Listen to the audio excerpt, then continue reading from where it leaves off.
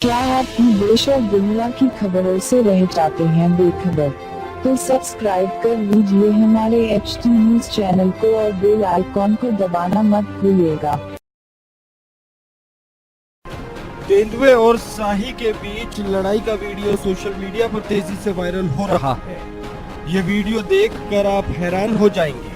58 second की इस clip को Indian forest officer Praveen Kaswan ने अपने ट्विटर अकाउंट पर शेयर किया है।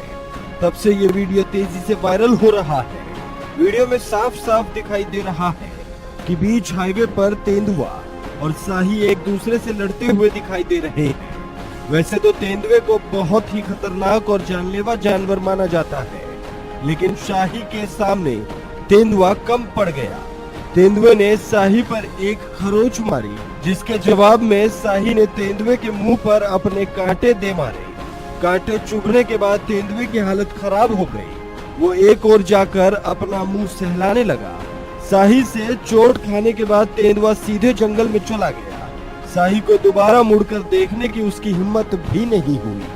फॉरेस्ट ऑफिसर प्रवीण कासवान के अनुसार ये एक पुराना वीडियो है।